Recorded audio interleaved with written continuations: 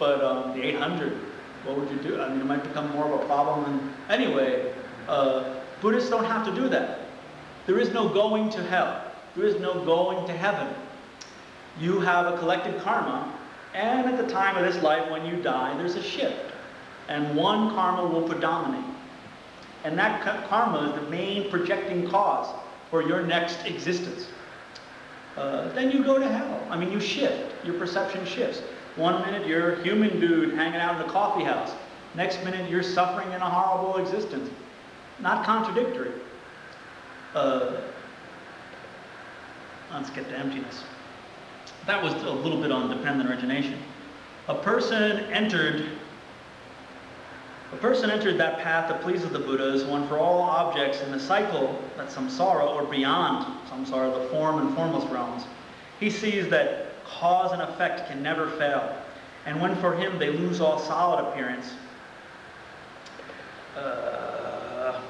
the path that pleases the Buddhas is finally getting that all phenomenon in this reality lacks any inherent existence.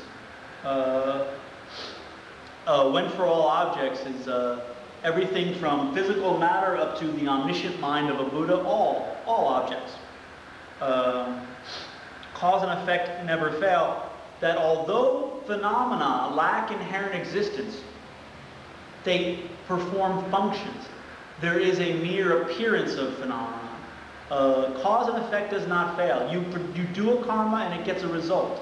That is its dependent origination. Everything lacks an inherent existence, but everything functions. Kind of like in a dream. In a dream, you have a very real, you can do things in a dream perfectly. But when you wake up from that dream, you're like, that was only a dream.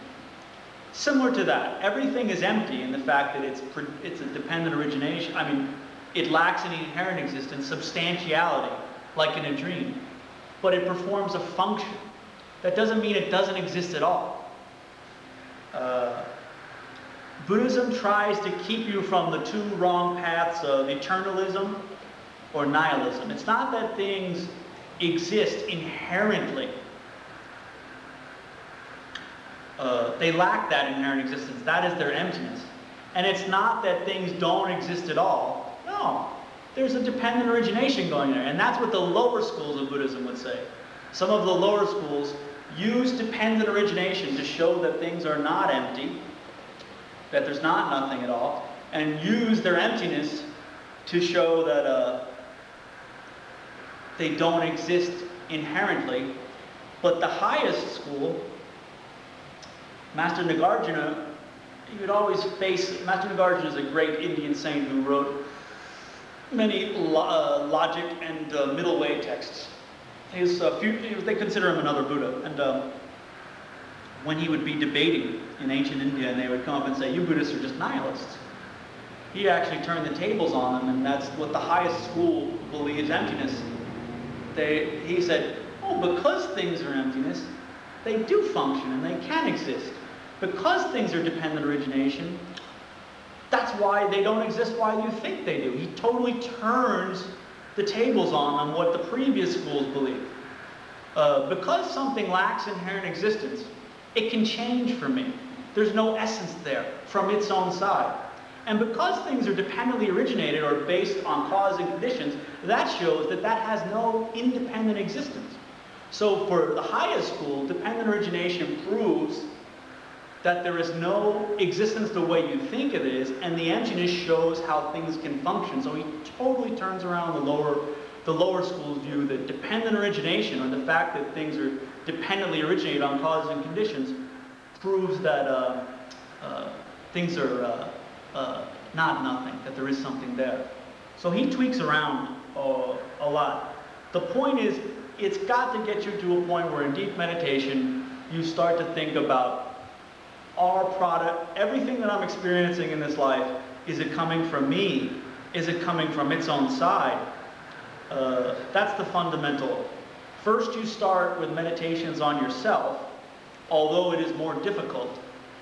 You should start with seeing if you inherently exist, and then you extend that meditation to all other objects.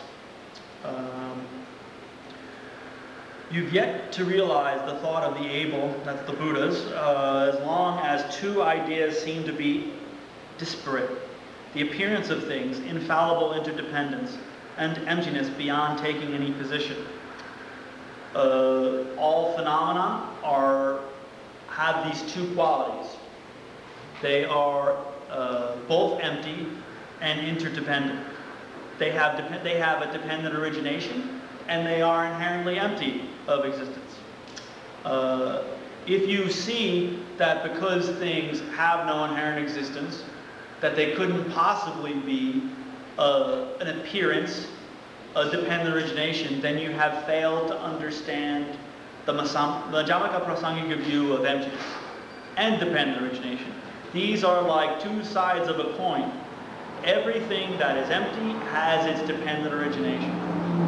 Although all objects external of me have no inherent existence, they are dependent upon my mental projections.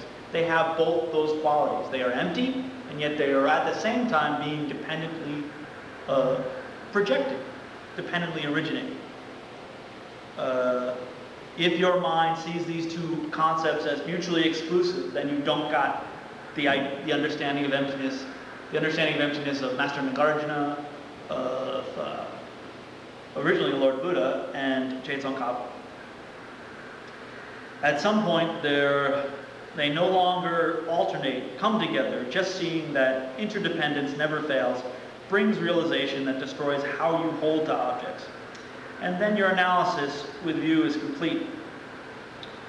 I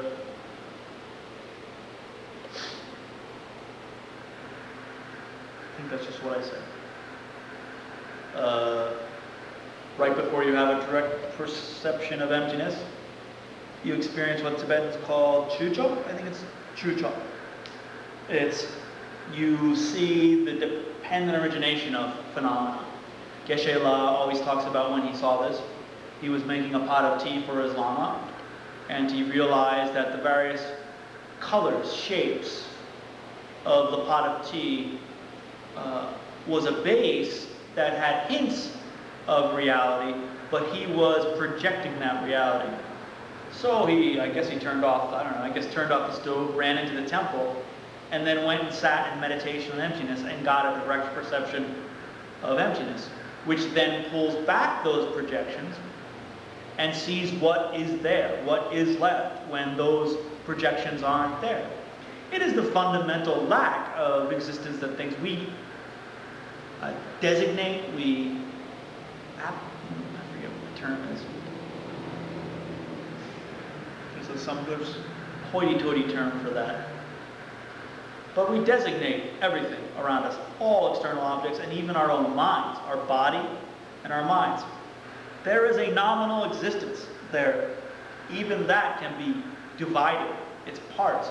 And this is the subtlety of the various, the Svatantrika school, the lower schools, all the mind-only schools. They have all subtle different understandings of what can be divided, what has existence. The lower schools believe that there is a kind of functional existence. The higher schools think that there's still the parts have some kind of inherent existence.